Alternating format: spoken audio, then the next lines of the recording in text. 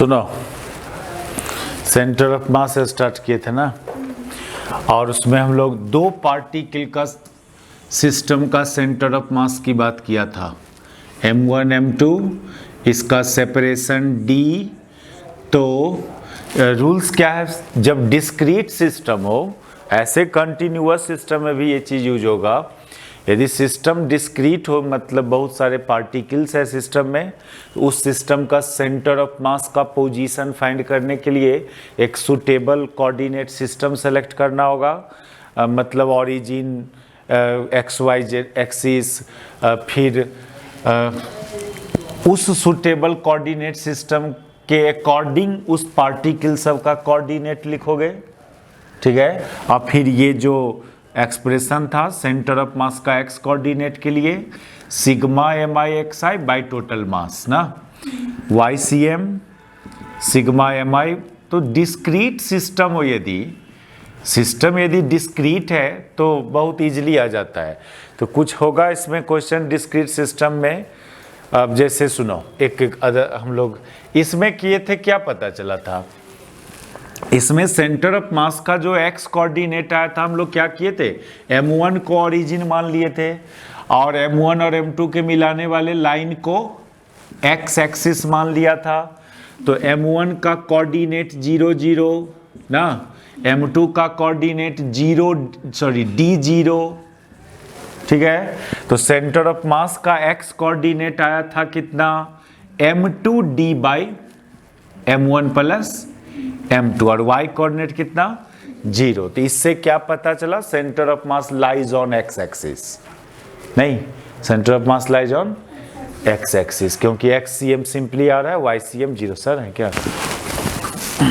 तो और उसके बाद भी बहुत सारा काम किया था, खाली ये पता चल जाना कि centre of mass x axis पर है, इतने ही कंप्लीट इन्फॉर्मेशन नहीं ना हुआ। अब x एक्सिस पर कहाँ है वो, तो वो पता किया था हम लोग। तो ये चीज़, चूँकि ये चीज़ पॉजिटिव है, तो पॉजिटिव है दैट इज ओरिजिन से राइट होगा, नहीं, ओरिजिन से राइट होगा। फिर क्या ओरिजिन से राइट मतलब m1 से राइट, क्या m2 से भी आगे है कि m2 से पीछे है, उसके लिए फिर क्या किया था कि m2 के x कोऑर्डिनेट में सेंटर ऑफ मास का x कोऑर्डिनेट घटाए थे, m2 का x कोऑर्डिनेट में से सेंटर ऑफ मास का x कोऑर्डिनेट घटाओगे, तो ये आया m1 d by m1 plus m2, ये भी तो पॉजिटिव ना।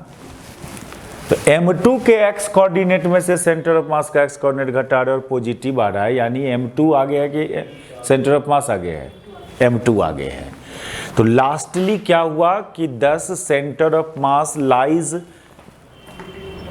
बिटवीन m1, नहीं, lies on the line joining m1 m2, नहीं, lies between the line joining m1 m2, और वो m1 से कितनी दूरी पर, m1 से m2 d by m1 plus m2, ये से कोऑर्डिनेट इतना, x कोऑर्डिनेट इतना, यानी m1 से ना डिस्टेंस निकला। तो ये कंप्लीट इंफॉर्मेशन था। तो ये दो पार्टिकल का सेंटर ऑफ मास का पोजीशन। इन जनरल कोई भी डिस्क्रीट सिस्टम हो, जैसे अभी मान लो ये 3 पार्टिकल है, इक्वल मास का पार्टिकल इक्विलेटरल ट्रायंगल के कॉर्नर पर रखा हुआ है, तो इस सिस्टम का सेंटर ऑफ मास कहाँ होगा। वैसे तो बिना सॉल्व करके बोल दोगे इसके सेंट्रॉइड पर होगा, लेकिन मैथमेटिकली ये बात कैसे पता चलेगा कि सेंट्रॉइड पर होगा। तो मैथमेटिकली फाइंड करने के लिए पहले एक सूटेबल कोऑर्डिनेट सिस्टम लेना।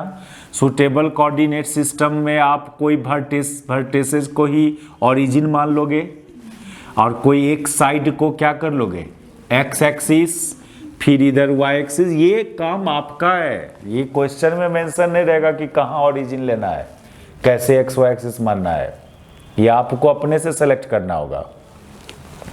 कोई आदमी मिड पॉइंट यहाँ भी सेंटर ओरिजिन मान के काम कर सकता है। तो इसके अकॉर्डिंग ये जो कोऑर्डिनेट सिस्टम सेलेक्ट किया, इसके अकॉर्डिंग इसका कोऑर्डिनेट 0 0, इसका कोऑर्डिनेट मान लो इक्विलेटरल ट्रायंगल का साइड लेंथ है, इसका a0 ना, इसका कोऑर्डिनेट एक्स कोऑर्डिनेट तो a/2, ये आधा है ना, ये तो a/2 ना हुआ, इक्विलेटरल ट्रायंगल है, तो x कोऑर्डिनेट a/2 और y कोऑर्डिनेट इसके बराबर ना, ये √3a/2 होता है इक्विलेटरल ट्रायंगल में, ये होता है कितना, √3a/2। तो अब XCM निकालोगे तो m1x1 प्लस m2x2 ना प्लस m3x3, ये formula by total mass, that is कितना 3m। तो ये आ रहा है कितना, ये कितना 3ma, यानी a/2 आ रहा है सॉल्व होके, कितना a/2, x कोऑर्डिनेट a/2 आया।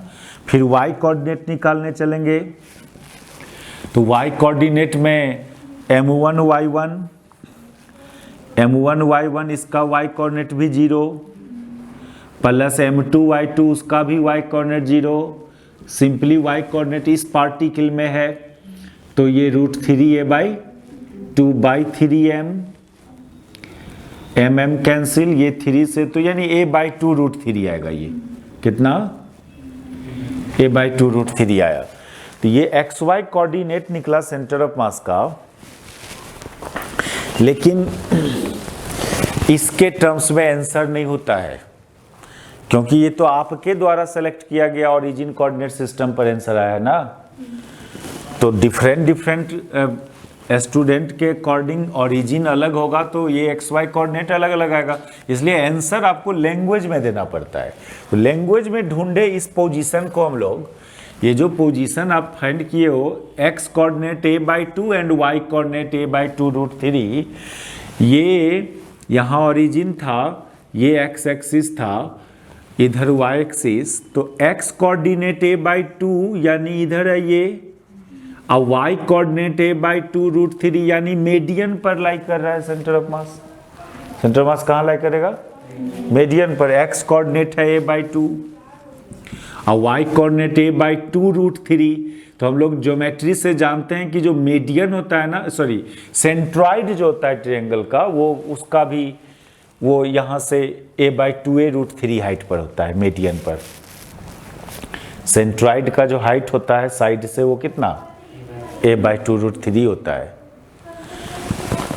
समझे, यानी यहाँ पर आया सेंटर ऑफ मास, और यही सेंट्रॉइड भी है, सेंटर ऑफ ट्रायंगल भी बोल सकते हो इसको, सेंट्रॉइड या centre of triangle.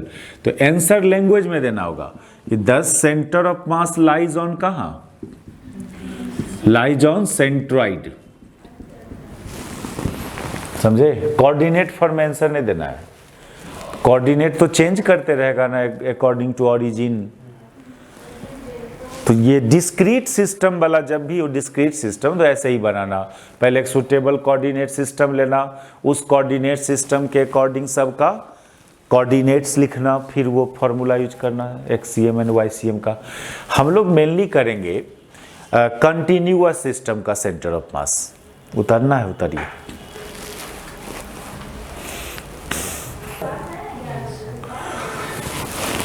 Centre of mass of continuous system,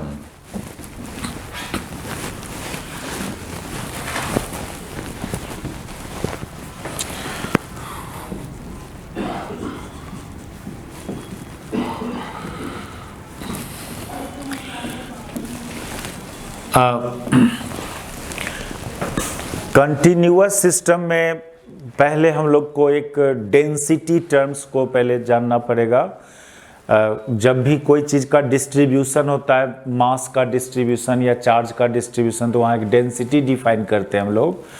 तो कंटिन्यूअस सिस्टम में 3 गो डेंसिटी डिफाइन होता है, linear density, surface density and volume density. Mass या तो लेंथ के अलॉन्ग डिस्ट्रीब्यूटेड होगा या एरिया पर या वॉल्यूम में। तो ये थोड़ा ज़रूरत पड़ता है इसमें कंटिन्यूअस सिस्टम का सेंटर ऑफ मास फाइंड करने में, इस बात का।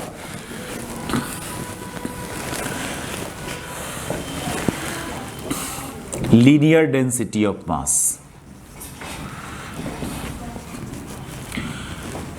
ये डिफाइन कब करोगे, जब मास का डिस्ट्रीब्यूशन लेंथ के अलॉन्ग हो। When mass is distributed along length.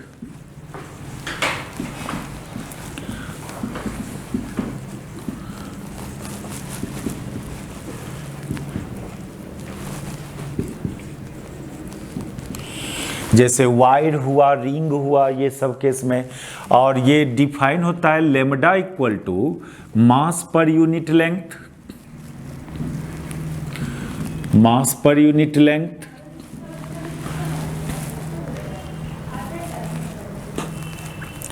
ठीक है, मास पर यूनिट लेंथ। हम मान लीजिए कोई कर्व वायर है, इसमें से एक छोटा सा एलिमेंट लिया, एक एलिमेंट लिया, मान लो इसे मान लो dl लेंथ का, इसका मास मान लो dm है इस एलिमेंट का, तो लेमडा बराबर कितना, dm बाई dl। ठीक है, dm बाई dl।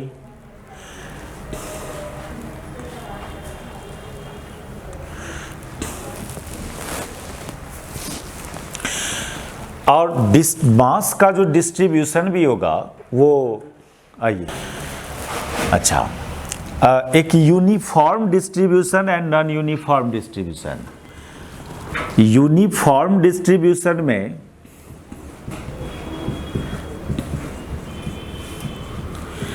इसका हुआ if at each point lambda will be same, उस वायर के हर पॉइंट का लेमडा सेम हो। Lambda is point function, different point का डिफरेंट लेमडा हो सकता है। देखिए डेंसिटी बॉडी का नहीं होता है, बॉडी के किसी पॉइंट का होता है। ऐसे नहीं बोलेंगे इस बॉडी का क्या डेंसिटी है, बोलेंगे इस बॉडी के इस पॉइंट पर क्या डेंसिटी है, ऐसे बात करना है। नॉन यूनिफॉर्म में तो लैम्डा चेंज हो जाएगा। हाँ, लेमडा डिफरेंट पॉइंट का डिफरेंट होगा। यूनिफॉर्म डिस्ट्रीब्यूशन में if at each point lambda will be, सभी पॉइंट का लेमडा सेम हो। और इस केस में ना, इस केस में डायरेक्ट उस बॉडी का टोटल मास लेना और टोटल लेंथ यूज करना। तो ये यूनिफॉर्म डिस्ट्रीब्यूशन में ये काम। और नॉन यूनिफॉर्म डिस्ट्रीब्यूशन है तो ऐसे यूज करना, पहले एक एलिमेंट लेना, जिस पॉइंट का डेंसिटी निकालना, जिस पॉइंट पर का, उस पॉइंट के आसपास एक एलिमेंट कंसीडर करेंगे, उस एलिमेंट का क्या लेंथ है, क्या मास है, फिर उसको डिवाइड करोगे नॉन यूनिफॉर्म डेंसिटी के लिए। जैसे मान लो एक एग्जांपल में, उतार इसको, ये फॉर्मूला यूज करना for non uniform distribution. Non uniform distribution मतलब डिफरेंट पॉइंट का लेमडा डिफरेंट है ना।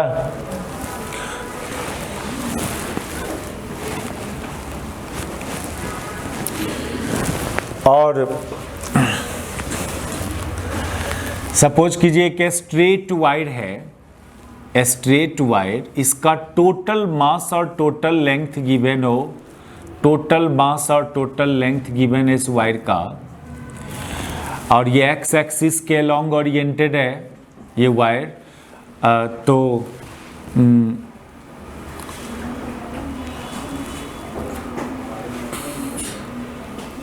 और लेमडा मान लीजिए हम फंक्शन दे दें इसका, एक मिनट, इसका टोटल मान लो कि वायर, क्वेश्चन से बात करें हम लोग, एक वायर है जिसका lambda a plus B x type का है, यानी नॉन यूनिफॉर्म है। ये लेमडा वैरी कर रहा है अलग अलग एक्स पर।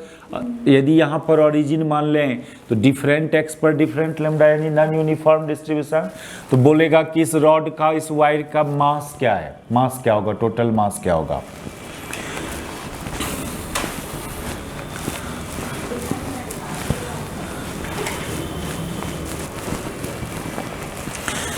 यदि ऐसा लेमडा है तो टोटल मास फाइंड करना है। तो देखो क्या करोगे आप, यहां से x दूरी पर एक कोई पॉइंट है, वहां का ये लेमडा है। तो कभी कभी ना लेमडा के ब्रैकेट में ऐसे भी लिख देगा, लेमडा ब्रैकेट में x लिख देगा, is equal to a plus B X, यानी lambda is function of x and different point का डिफरेंट लेमडा। तो then we have to find mass of wire या रॉड। इसमें टोटल लेंथ दे देगा रॉड का, इस रॉड का टोटल लेंथ आपको गिवन रहेगा। तो क्या बोला था, जिस पॉइंट का लेमडा पता हो उस पॉइंट के अराउंड एक छोटा सा एलिमेंट लोगे, नहीं उस एलिमेंट का लेंथ मान लो कितना dx, उस एलिमेंट का मास मान लो कितना dm। तो यहाँ का लेमडा, इस पोजीशन का लेमडा तो dm बाई कितना dx, ठीक है। तो dm बराबर हो जाएगा लेमडा dx। फिर इसी को क्या करना, इंटीग्रेट करना। तो इस वायर का टोटल मास आएगा 0 to L तक इंटीग्रेशन कर दोगे 0 to m, तो टोटल मास हो जाएगा लेमडा की जगह a प्लस bx डाल दीजिए इंटू dx 0 to L। इस तरह से आप टोटल मास फाइंड कर सकते हो रॉड का। तो नॉन यूनिफॉर्म डिस्ट्रीब्यूशन हो तो उसका लेमडा आपको गिवन रहेगा, कोई पार्टिकुलर पोजीशन का लेमडा गिवन रहेगा, फिर उसको इंटीग्रेट करेंगे, इस फॉर्मूला को यूज करना तो टोटल मास। अच्छा, एक डेंसिटी डिफाइन करते हैं हम लोग, सरफेस डेंसिटी।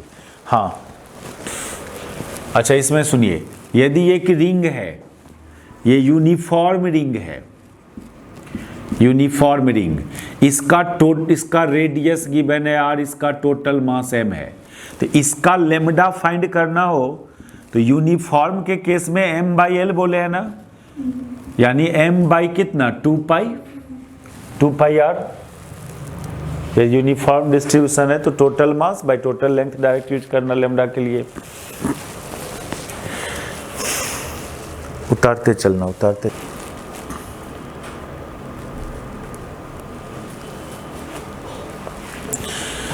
दूसरा है surface density.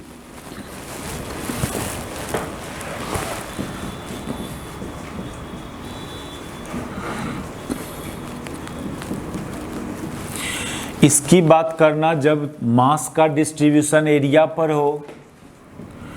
If mass distributed on area,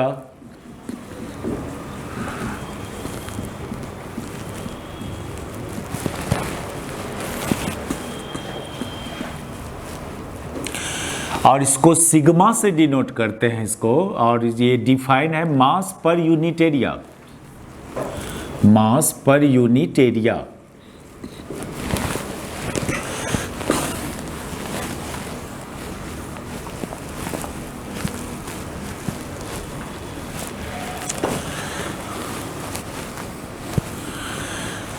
अब जैसे कोई आर्बिट्रेरी एरिया है,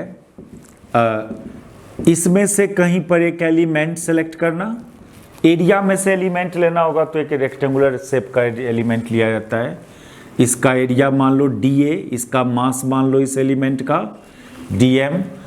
तो सिग्मा का फॉर्मूला क्या हो जाएगा dm by dA for non uniform distribution, for non uniform distribution. और यूनिफॉर्म डिस्ट्रीब्यूशन में ये total mass by total area, नहीं टोटल मास m और टोटल एरिया मान लीजिए a, यानी हर पॉइंट का सिग्मा सेम हो तो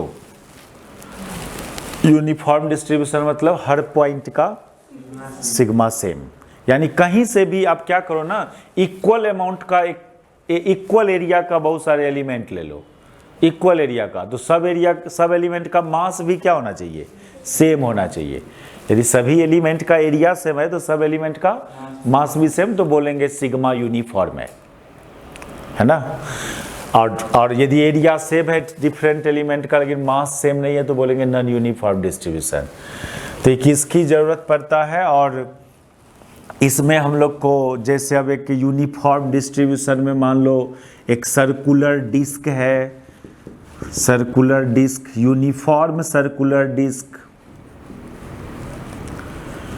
यूनिफॉर्म सर्कुलर डिस्क, इसका रेडियस r, इसका टोटल मास m। तो इसका सिग्मा में क्या करेंगे, मास बाय एरिया करना है ना, दैट इज मास बाय कितना पाई r स्क्वायर, ठीक है। टोटल मास यदि m है डिस्क का, एरिया पाई r स्क्वायर। यदि यूनिफॉर्म डिस्ट्रीब्यूशन है तो डायरेक्ट m बाई a कर लेना है ना सिग्मा के लिए। यदि एक हॉलो स्फीयर हो, uniform hollow sphere, uniform hollow sphere, इसका टोटल मास गिवन है और रेडियस गिवन है, तो इसका सिग्मा कितना? स्फीयर में स्फीयर का एरिया कितना होता है? 4 पाई आर स्क्वायर ना, 4 पाई आर स्क्वायर। यूनिफॉर्म ज़्यादा आपको अलग, इससे तो नॉन यूनिफॉर्म एरिया वाला में नॉन यूनिफॉर्म नहीं पूछेगा, एरिया वाले में, लेंथ वाले में नॉन यूनिफॉर्म की ज़रूरत होता है, वैसा न्यूमेरिकल्स मिलेगा। लेकिन एरिया वाले में आप लोग के लेवल में नॉन यूनिफॉर्म डिस्ट्रीब्यूशन की बात, ऐसा कोई न्यूमेरिकल नहीं आपको मिलेगा किसी एक्सरसाइज में, लेकिन लेंथ वाले में मिलेगा। फिर एक दूसरा, एक सिलिंड्रिकल सिस्टम हो, यदि सिलेंडर है ओपन सिलेंडर, यानी यहाँ पर ओपन है, ठीक है, ओपन है, इसका total mass m, radius r, length l और यूनिफॉर्म डिस्ट्रीब्यूशन है यदि, तो इसका सिग्मा हो जाएगा मास बाय एरिया। इसका एरिया कितना? 2 pi R L, only curved area पर मास है, यहाँ ओपन है, तो ये एरिया कितना होता है? 2 पाई आर एल। नीचे से भी ओपन है, नीचे ऊपर दोनों से ओपन। हाँ ओपन बोलते हैं ना, तो ये और ये दोनों ओपन है। वहाँ पर क्लोज्ड होता तो फिर ये दोनों एरिया भी यूज करना पड़ता, पाई आर, 2 पाई आर स्क्वायर। अच्छा, तीसरा एक डेंसिटी डिफाइन करते हैं हम लोग, वॉल्यूम डेंसिटी। उतारो इसको, अब खत्म हो गया होगा नहीं?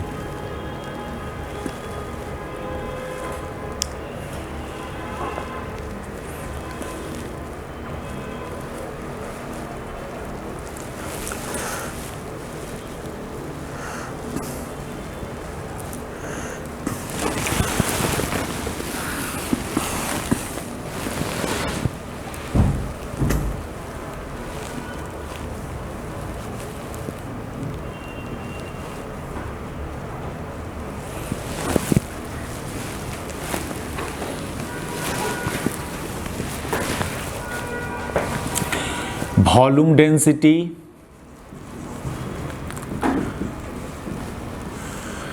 जब मास वॉल्यूम में डिस्ट्रीब्यूटेड हो,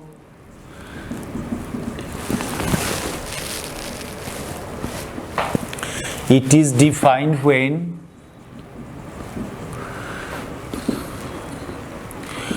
mass is distributed in volume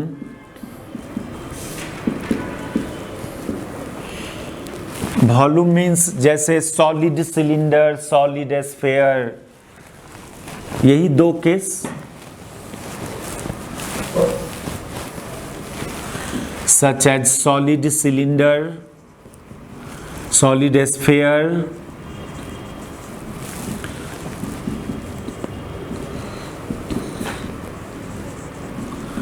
इस सब केस में वॉल्यूम डेंसिटी है। वॉल्यूम डेंसिटी को रो से डिनोट करेंगे। और नॉन यूनिफॉर्म डिस्ट्रीब्यूशन रहा तो इसको भी क्या लिखेंगे? dm/dv। और यूनिफॉर्म डिस्ट्रीब्यूशन रहा तो m/v।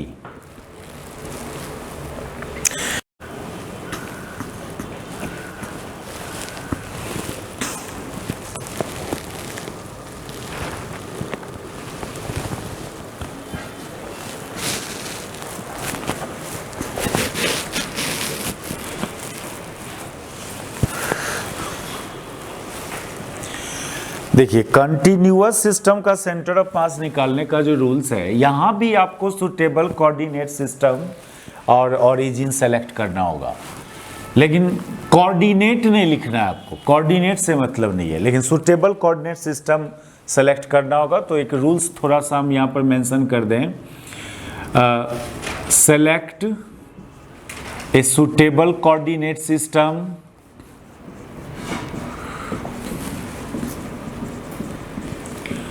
Suitable coordinate system. और अब उस कंटिन्यूअस सिस्टम में से एक एलिमेंट लेना, उस एलिमेंट के सेंटर ऑफ मास का पोजीशन फाइंड करना पहले, और फिर उसको इंटीग्रेट करना। Select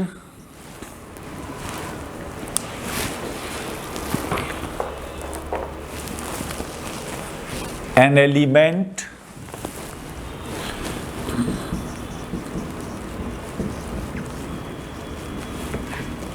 and find coordinates of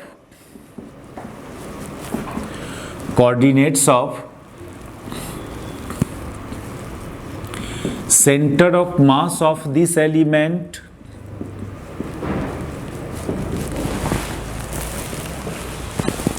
and then integrate। देखो इतना छोटा तो लिख दिया, लेकिन कैसे कैसे होता है सो देखिए। जैसे हम लोग पहले एक रॉड से बात करें, एक रॉड या वायर से बात करें। मान लो एक यूनिफॉर्म रॉड है, centre of mass of uniform rod.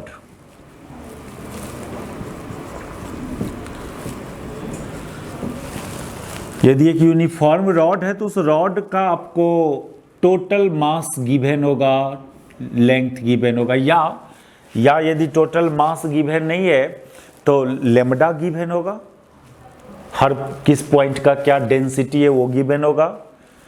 तो उससे भी टोटल मास निकाला जा सकता है।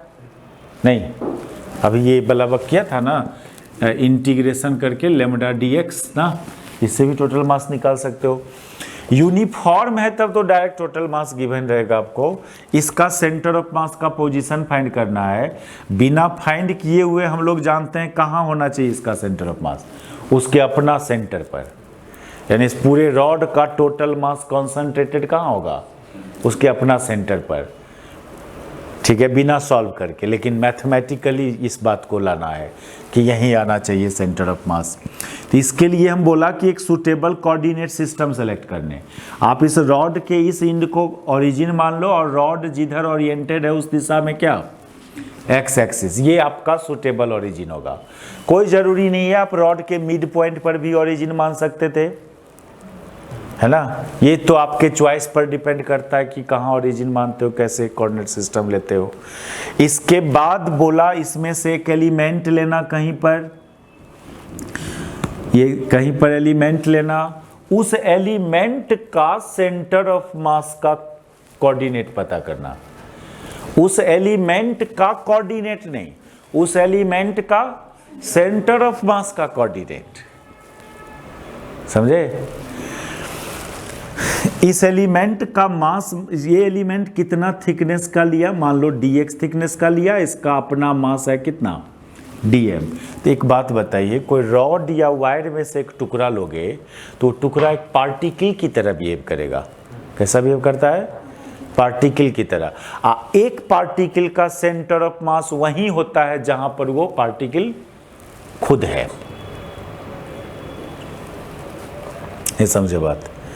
एक पार्टिकल का सेंटर ऑफ मास का एक्स कोऑर्डिनेट वही होगा जो वो पार्टिकल का एक्स कोऑर्डिनेट है।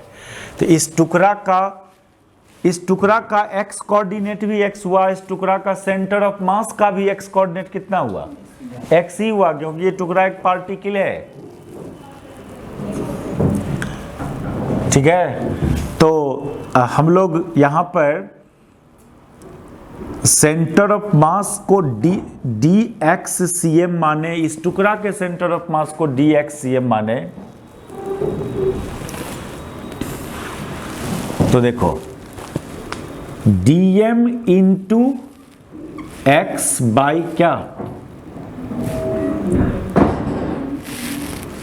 बाई टोटल मास, सॉरी टुकड़ा का मास कितना, टुकड़ा का मास dm। रुक जाओ, कहीं कोई गलती तो नहीं कर रहे हम इसमें। तो ये dm कट के कितना हो जा रहा है, x ही हो जा रहा है। एक मिनट,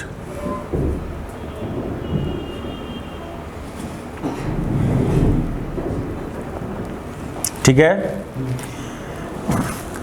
इसलिए एक्स सी एम बराबर कितना, इसका इंटीग्रेशन, इसका इंटीग्रेशन करेंगे तो ये dm इंटू एक्स, एक मिनट बाई इंटीग्रेशन ऑफ किसका, dm। ये समझ में आया? m1x1/m1। तो ये टुकड़ा का मास था m इंटू एक्स, ये जो सेंटर ऑफ मास का कोऑर्डिनेट निकाले m1x1 प्लस m2x2, लेकिन m1x1 की जगह mx/m, ये टुकड़ा की बात कर रहे हैं। ये dxcm हुआ centre of mass of element, ये dxcm को क्या समझेंगे? Centre of mass of element. और ये क्या हुआ? Centre of mass of rod, centre of mass of rod. तो सिग्मा नहीं लगा के यहाँ इंटीग्रेशन लगाएंगे, क्योंकि सिस्टम कंटिन्यूअस है। एडिशन में डिस्क्रीट सिस्टम होता है तो सिग्मा लगाते हैं, कंटिन्यूअस होता है तो इंटीग्रेशन यूज करते हैं। अब इसको सॉल्व करने चलोगे तो dm, यहाँ पर dm इंटू एक्स है, तो dm की जगह तो m/l इंटू dx लिखिएगा ना। इस टुकड़ा का मास कितना? m/l into dx। ये समझ में आ रहा है ना? अरे पूरा रॉड का मास m है, लेंथ l है, तो यूनिट लेंथ का मास m/l हुआ, तो dx लेंथ का मास कितना होगा? m/l इंटू dx होगा। और इंटू एगो x पहले से है, इंटीग्रेशन 0 टू l, यहाँ से यहाँ, यानी x कोऑर्डिनेट 0, यहाँ का x कोऑर्डिनेट l, बाई फिर dm का इंटीग्रेशन को डायरेक्टेड टोटल मास लिख दें। यहाँ पर खाली dm नहीं है, dm इंटू x है, तो उसको ऐसे लिखा। लेकिन यहाँ पर सिंपली dm है, तो उसका dm मतलब सब एलिमेंट का मास का सम, दैट इज क्या? Total mass, capital M। नहीं, इसको भी ऐसे करना चाहते हो तो यहाँ भी आप m/l इंटू dx लिख सकते हो, फिर भी उतना ही आएगा। ये m/l बाहर और x dx का इंटीग्रेशन कितना? x²/2 limit 0 to l by total mass, ये mm कैंसिल, यानी ये 1/l into l²/2, that is कितना आया? l/2 आया। l/2 आने का मतलब इस इंड से l/2 दूरी पर, यानी मिड पॉइंट पर। ठीक है, तो कैलकुलेशन का मेथड देखो, ऐसे तो जानिए रहे थे कि मिड पॉइंट पर जाएगा, उतारो पहले इसको, क्योंकि जब नॉन यूनिफॉर्म होता तब तो मिड पॉइंट पर नहीं होगा, तो उसमें ये मेथड आपको जानना जरूरी है, तब निकलेगा उसका। हो गया? लिख दो लास्ट में इसमें कि the centre of mass lies at mid point of rod. The centre of mass lies at mid point of rod.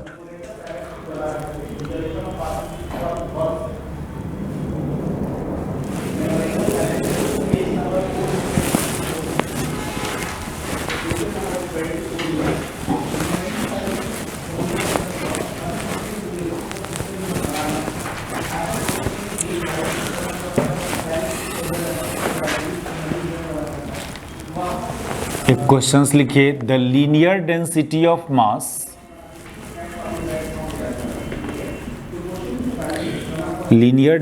Of mass of a straight rod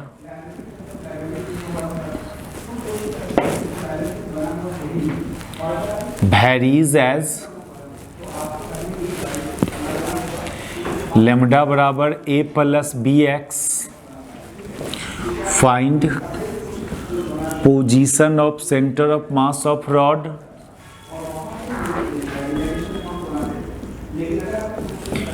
the length of rod is L।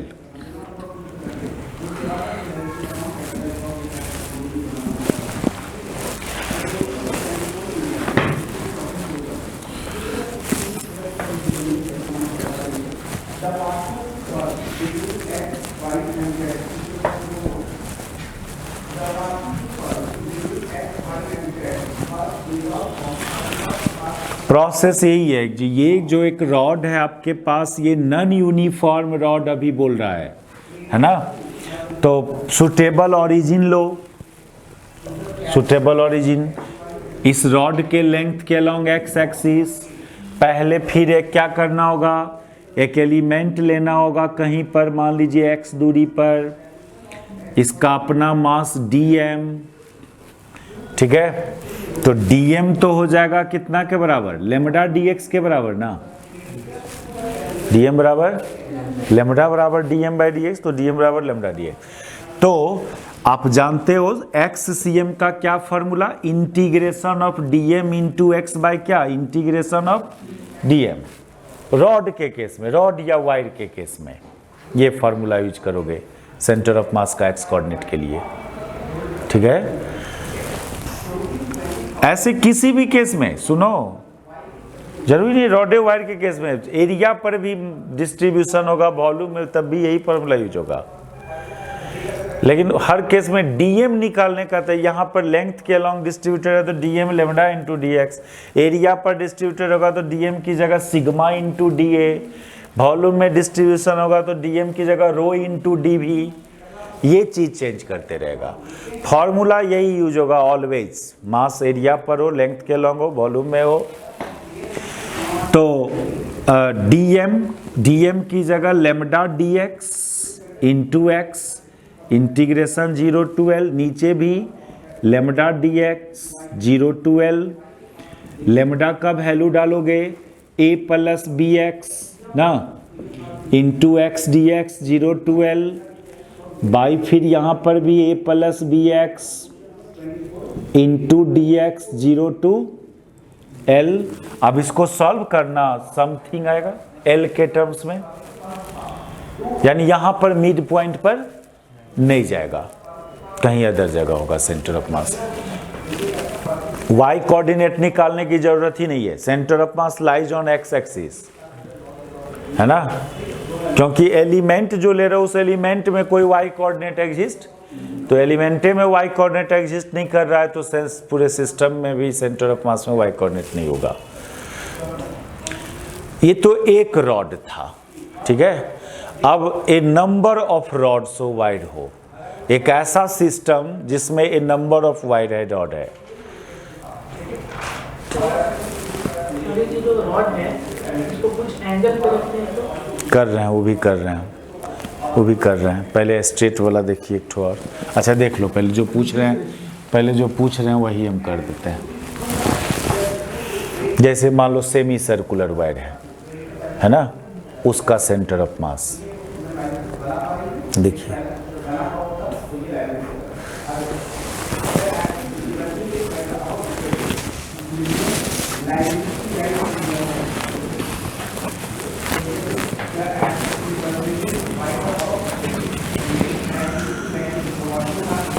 Centre of mass of semi circular uniform wire,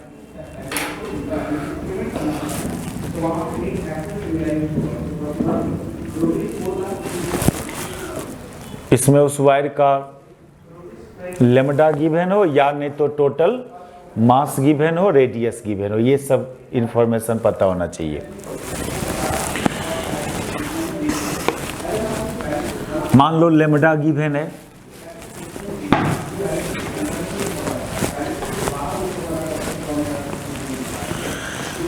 तो ये एक semi circular wire है, इसका lambda given है, radius given है, centre होगा इसका अपना कुछ, तो यहाँ भी सुटेबल ओरिजिन लेना होगा ना कोऑर्डिनेट सिस्टम, तो यहाँ पर क्या कहाँ सुटेबल ओरिजिन होगा, हो सकता है इसके सेंटर पर ही, इस रिंग का सेंटर को ओरिजिन मान लेना, इधर एक्स एक्सिस मान लेना, इधर पॉजिटिव एक्स एक्सिस, इधर पॉजिटिव, ये तो काम करना ही होगा, कोऑर्डिनेट सिस्टम मानना ही पड़ेगा।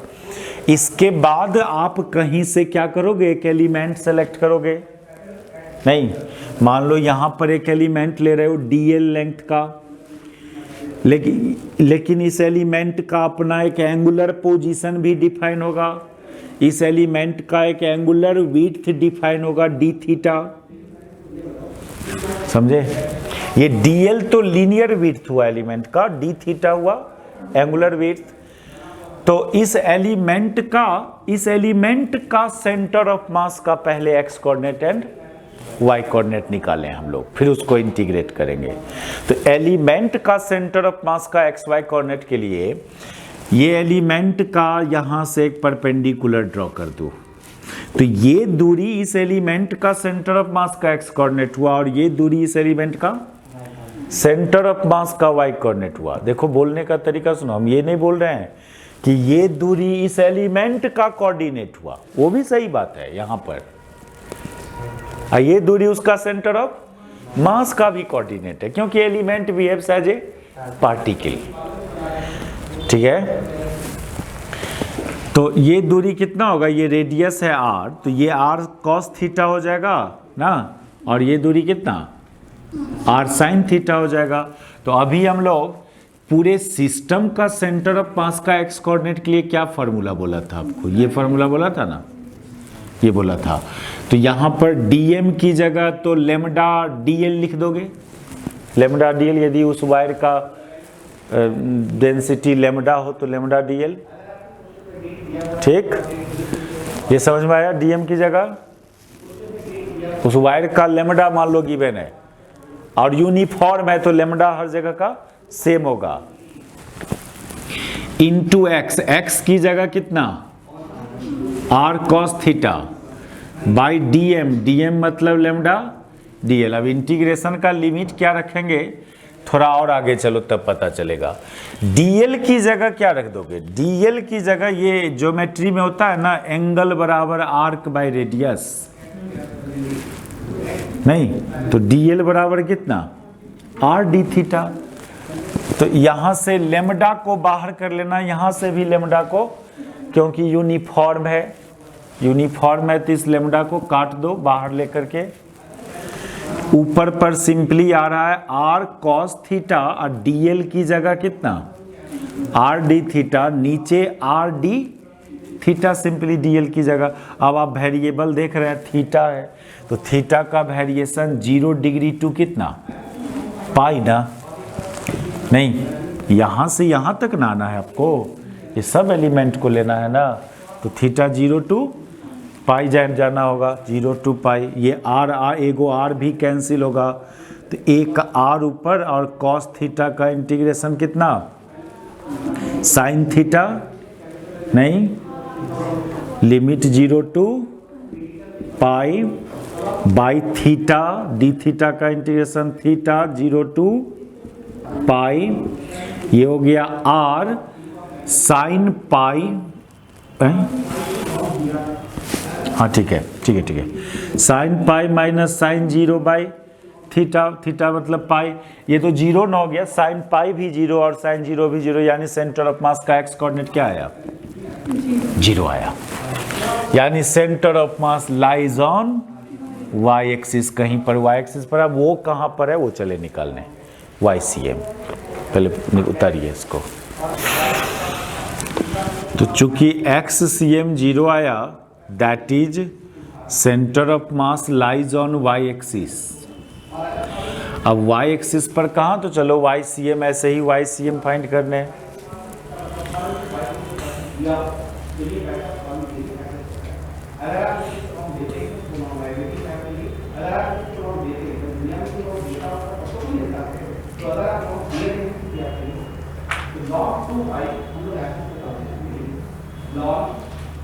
हो गया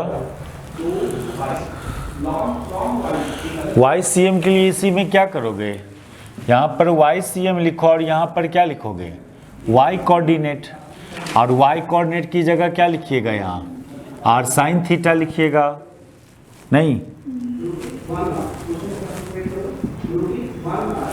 तो यहाँ पर इंटीग्रेशन क्या आएगा, minus cos theta, sin theta का इंटीग्रेशन माइनस cos थीटा आएगा, ये माइनस को बाहर कर लो, cos पाई माइनस cos 0, नहीं डिवाइडेड बाय पाई, ये माइनस को बाहर कर लिए हैं, ओके।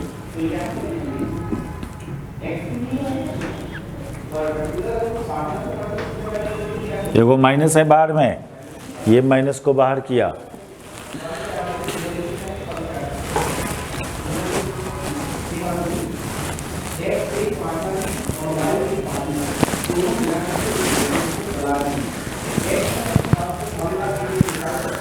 तो ये सब आएगा, YCM आएगा यहाँ से आपको माइनस r तो है ही, cos पाई माइनस 1, ये cos 0 1 बाई पाई, यानी ये आ रहा है 2r बाई पाई, कहाँ 2r बाई पाई। तो अब फिगर दिखाते हैं हम, ये था हमारा सेमी सर्कुलर वायर, ये यहाँ पर ओरिजिन माना था, ये एक्स एक्सिस, इधर वाई एक्सिस, तो centre of mass y axis पर आया, यहाँ पर आया, और ये कितना हाइट ऊपर आया, 2r/π हाइट ऊपर आया। समझे? यदि ये सेमी सर्कुलर नहीं होता तो फिर वाईओ एक्स कोऑर्डिनेट भी आता और वाई कोऑर्डिनेट, तो प्रोसेस वही रहता। मान लो एक क्वाड्रेंट है, सर्कुलर क्वाड्रेंट है, ऐसा सिस्टम होता, सपोज करो सिस्टम ऐसा होता, तो अभी भी ये ओरिजिन माना, इधर एक्स वाई, तो इस केस में भी सब कुछ प्रोसेस वही रहता, सारा प्रोसेस वही, लेकिन इस केस में एक्स-CM भी कुछ आता और YCM भी कुछ आता। अच्छा,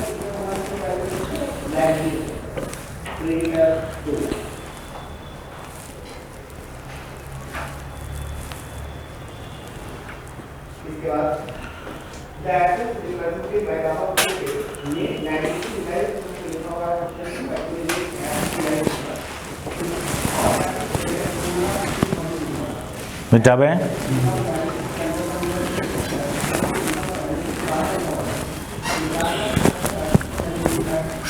यदि एक सेमी सर्कुलर डिस्क है, कंप्लीट सर्कुलर डिस्क होगा तो सेंटर ऑफ मास कहाँ जाएगा, उसके अपना ही सेंटर पर जाएगा, वो निकालने की जरूरत नहीं है आपको। सिमेट्रिकल सिस्टम हो और यूनिफॉर्म डिस्ट्रीब्यूशन हो तो बिना निकाले हुए बोल दोगे यहाँ होगा।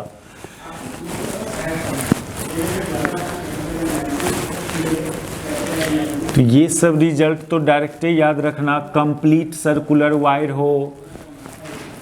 देखो निकालने की नौबत किस में आता है, यदि कंप्लीट सर्कुलर वायर होता तब तो सेंटर ऑफ मास कहाँ, इसके अपना सेंटर पर ही होता। यदि एक कंप्लीट डिस्क है तो इसका भी सेंटर ऑफ मास कहाँ, इसका अपना सेंटर पर। कंप्लीट स्फीयर है, अब सॉलिड हो या हॉलो हो, जो भी हो, तो ये सब भी कहाँ, इसके अपना सेंटर पर जाता है।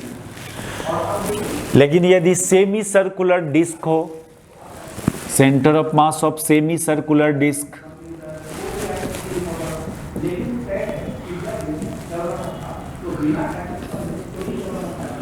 सेमी सर्कुलर डिस्क,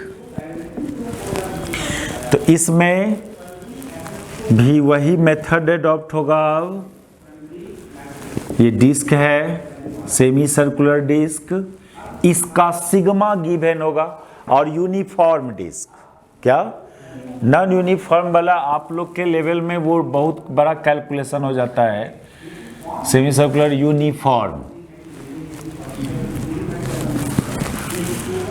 तो इसी के सेंटर पर ओरिजिन मानना, x axis y axis select करना। अब इसमें से एक एलिमेंट लेना, नहीं, यहां एलिमेंट वो रिंग वाले केस में जो ले लेते थे उस टाइप का नहीं होगा। यहां पर एलिमेंट में आप डिस्क कैसे बन सकता है, बहुत सारे रॉड को सजाओगे तब भी डिस्क बनेगा, बहुत सारे रिंग को भी सजाओगे तब भी डिस्क बनेगा नहीं। अब देखो ना, यदि डिस्क है ऑलरेडी अपने पास डिस्क है तो ऐसे काटते चलो तो रॉड बनेगा ना, नहीं, बहुत सारे रॉडों को सजाने से डिस्क बनेगा, या ऐसे करते चलो तो रिंग बनेगा ना, तब भी तो डिस्क बन जाएगा। तो जब डिस्क का केस हो तो एलिमेंट में या तो रॉड लेना या क्या लेना, रिंग लेना। डिस्क का केस में एलिमेंट की जगह क्या लेना है, रॉड या रिंग सेलेक्ट करना एलिमेंट की जगह। यहाँ पर क्या मान के बना दे, रॉड मान के कि रिंग मान के, रिंग मान के बना दें। तो आप इसमें से एक रिंग कंसीडर करें, वो रिंग का अपना कुछ मोटाई होगा,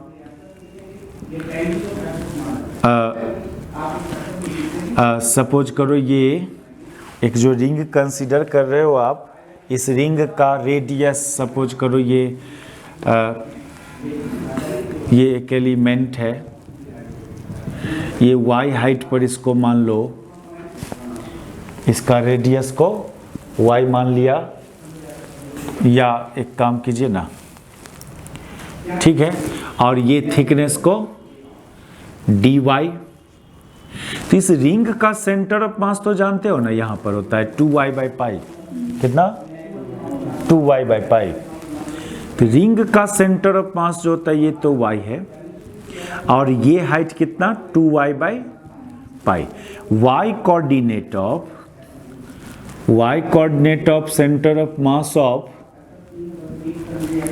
एलिमेंट्री रिंग इज 2y/π। तो हमको पूरे सिस्टम का, इसमें भी x कोऑर्डिनेट तो नहीं होगा, जब इसके एलिमेंटे में x कोऑर्डिनेट नहीं है उसके सेंटर ऑफ मास में, तो पूरे सिस्टम के भी सेंटर ऑफ मास में x कोऑर्डिनेट नहीं होगा। ठीक है, ये उस सिस्टम में से जो आप एलिमेंट लिया उसमें यदि सेंटर ऑफ मास में x कोऑर्डिनेट नहीं तो पूरे सिस्टम में भी नहीं होगा। तो पूरे सिस्टम का सेंटर ऑफ मास का y कोऑर्डिनेट के लिए क्या करोगे? dm इंटू y नहीं, dm इंटू y नहीं, dm into y coordinate of centre of mass of element. क्या? एलिमेंट जो है कितना? हाँ, रॉड वाले, रिंग वाले, वायर वाला केस में उस एलिमेंटे का y कोऑर्डिनेट्स उसके सेंटर ऑफ मास का भी y कोऑर्डिनेट था, लेकिन यहां पर सेंटर ऑफ मास का y कोऑर्डिनेट y नहीं है, 2y/π है, बाय फिर इंटीग्रेशन ऑफ dm। अब dm की जगह sigma dA, sigma into dA into 2y/π by sigma dA। और यदि यूनिफॉर्म है तो सिग्मा को काट दोगे यदि यूनिफॉर्म है तो। और dA का वैल्यू, ये जो एलिमेंट लिए हो इस एलिमेंट का अपना एरिया कितना? लेंथ इंटू विड्थ, तो लेंथ तो पाई वाई, लेंथ कितना? पाई वाई, और विड्थ dy, लेंथ पाई वाई और विड्थ dy। तो एरिया ऑफ एलिमेंट जो हो जाएगा ये पाई वाई इंटू dy। ये समझ में आया ना? पूरा होता तो 2πy ना, y रेडियस का आप लिए हैं इसका। तो dA की जगह क्या डालिएगा? इधर कर रहे हैं,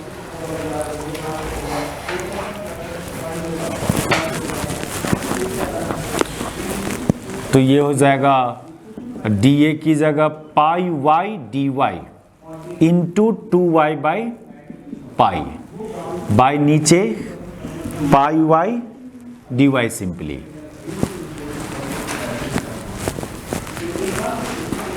पाई कैंसिल, ये y को कैंसिल मत कर देना, वेरिएबल है वो, ये y और ये y कैंसिल मत कर देना, वो वेरिएबल है ना, कांस्टेंट क्वांटिटी को खाली काटना होता है। तो ऊपर 2/π बाहर कर लो, अंदर में y² dy आ रहा है तो उसका इंटीग्रेशन y³/3 हो जाएगा, और नीचे y²/2 हो जाएगा। लिमिट y का वैल्यू 0 टू क्या? कैपिटल R नहीं, y का वैल्यू कहां से कहां तक? 0 से कैपिटल R, यदि कैपिटल R डिस्क का रेडियस हो तो कैपिटल R डिस्क का रेडियस है।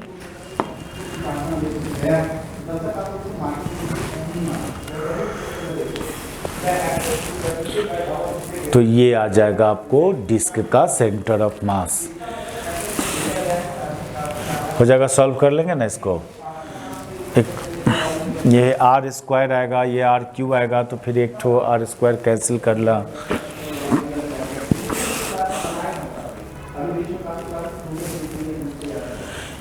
देखिए ये मेथड है फाइंड करने का सेंटर ऑफ मास, लेकिन आप लोग को ये एरिया वाला और वॉल्यूम वाला में निकालने की जरूरत नहीं है। क्वेश्चन कुछ अदर टाइप का रहता है। क्या रहता है अब हम करके दिखाते हैं वो सब। ऐसे इंटीग्रेट करके फाइंड करना, ये खाली यदि पूछेगा तो वो वायर वाले में पूछेगा आपसे, वो भी नॉन यूनिफॉर्म रहेगा तब पूछेगा। Lambda a plus B x model का हो तब, खाली वायर वाले में इंटीग्रेशन करना पड़ेगा। एरिया वाले में तो पूछेगा नहीं आपसे, एगो बस यही केस अराइज होता है यूनिफॉर्म के केस में। हम लोग का जो क्वेश्चन मेनली रहता है सेंटर ऑफ मास में, वो ऐसा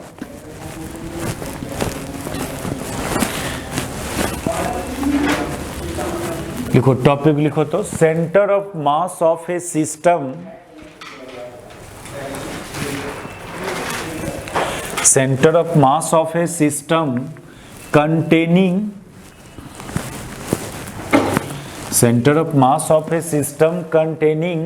a number of continuous system, center of mass of a system containing a number of continuous system।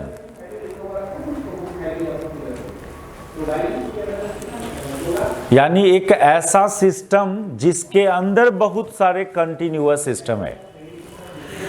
मान लो 4-5 गो रॉड है, तो ये 4-5 गो रॉड मिलके एगो सिस्टम बनाया, और ये रॉड सब खुद क्या है, खुद एक कंटिन्यूअस सिस्टम है।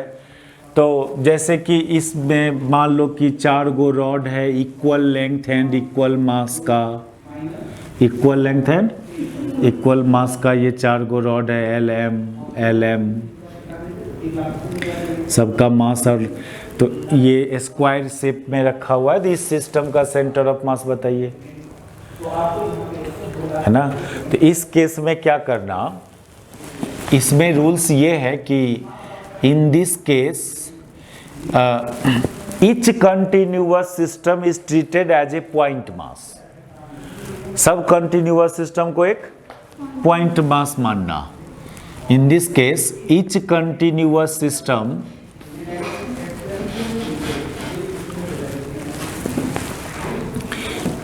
is treated as a point mass whose total mass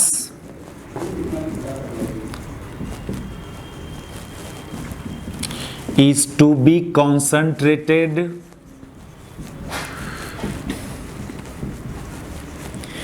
at its own center of mass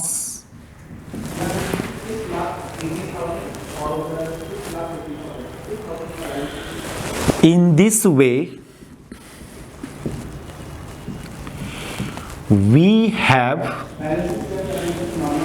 a discrete system। अब आपके पास कंटिन्यूअस सिस्टम का सिस्टम नहीं हुआ, वो क्या बन गया, डिस्क्रीट सिस्टम बन गया ना। सब चारों रॉड को हम एक पार्टिकल मान ले तो अब कंटिन्यूअस सिस्टम का सिस्टम नहीं ना रहा, अब तो डिस्क्रीट सिस्टम रहा। और डिस्क्रीट सिस्टम वाला मेथड जानते हो आप, एक सूटेबल कोऑर्डिनेट सिस्टम लेना, सबका कोऑर्डिनेट लिखना। तो अब जैसे यहाँ पर ये 4 गो रॉड है, एक स्क्वायर शेप में है, सबका लेंथ और मास सेम है। क्वेश्चन लिखें क्या यहाँ पर, क्वेश्चन लिखें 4 uniform rod of equal mass and length are arranged in a square. Find position of center of mass of this system.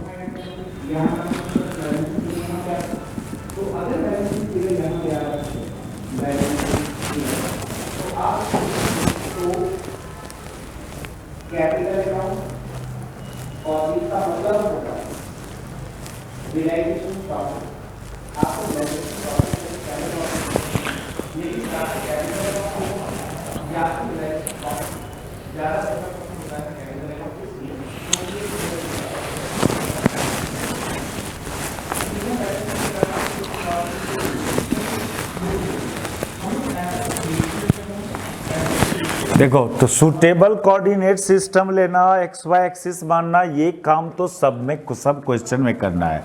हम लोग स्क्वायर के एक वर्टेक्स को ओरिजिन मान ले और एक साइड इसको एक्स एक्सिस मान ले और इस साइड को, ये मेरा सुटेबल कोऑर्डिनेट सिस्टम है।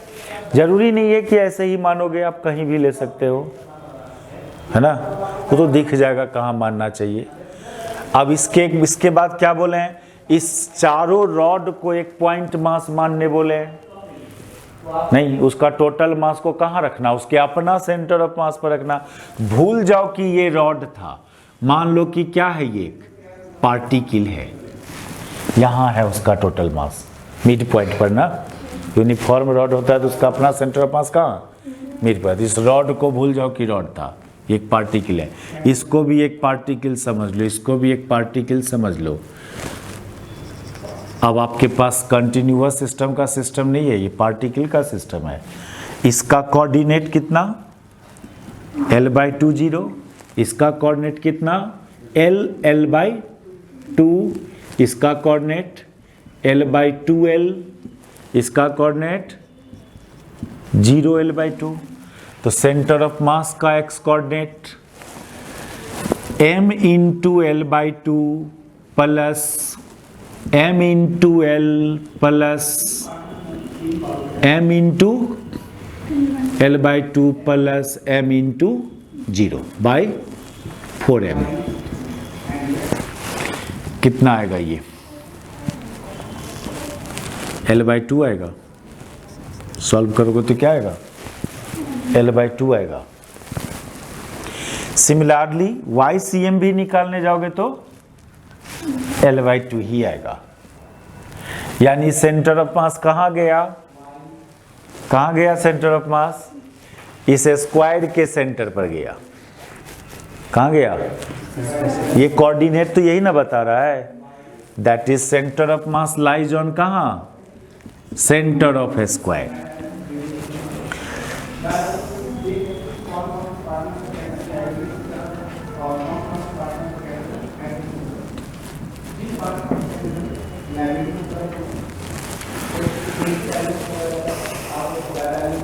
ठीक है, जब बहुत सारे कंटिन्यूअस सिस्टम हो, सब कंटिन्यूअस सिस्टम को भूल के उसको एक पार्टिकल मान लेना है। और अब आपके पास डिस्क्रीट सिस्टम हुआ, और डिस्क्रीट सिस्टम का पोजीशन सेंटर ऑफ मास ऐसे फाइंड करते हो। अब जैसे देखिए, जैसे ये सिस्टम देखो, एक मान लो सर्कुलर डिस्क है और एक मान लो ये स्क्वायर प्लेट है।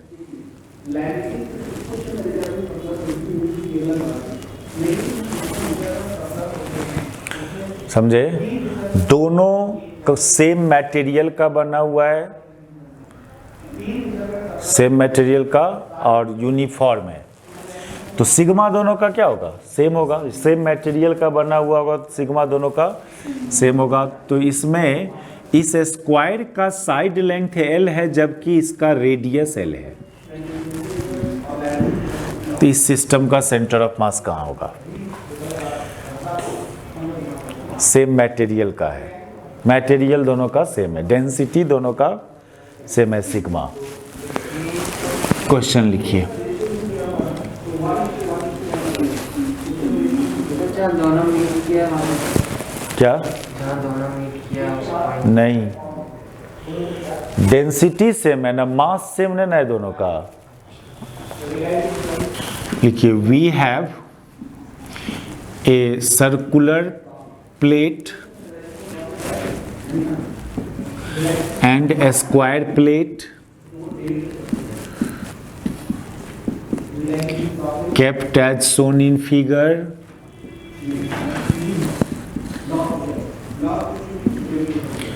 both having same material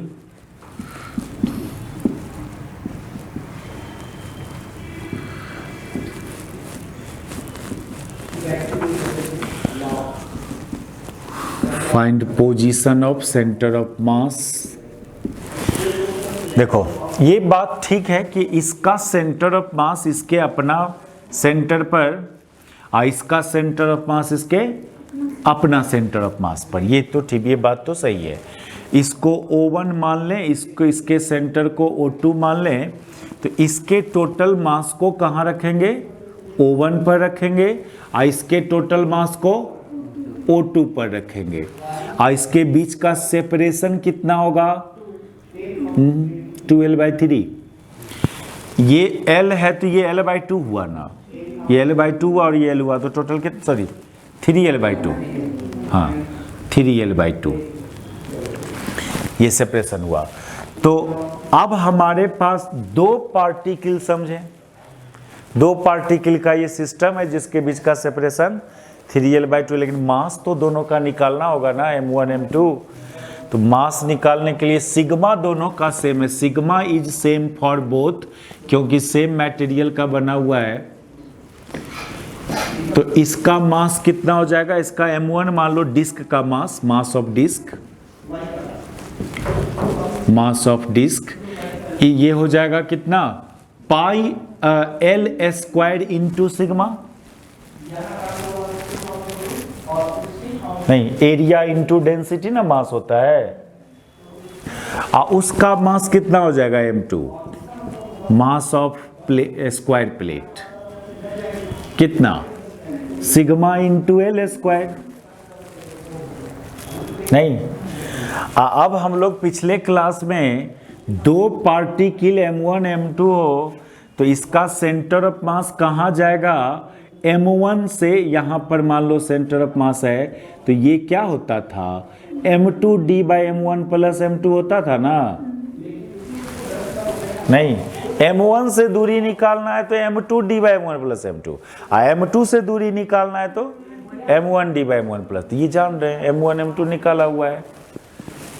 नहीं, बनाओ उसको।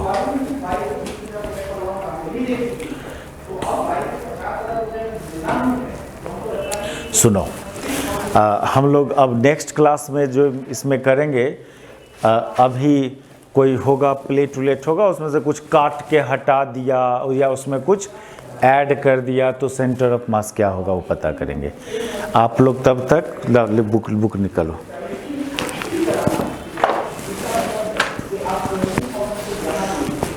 ये वाला हम बना दिए।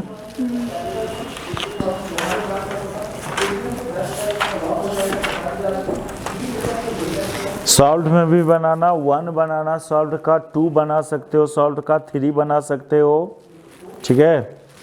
1 2 3 बनाना सॉल्व का। और एक्सरसाइज में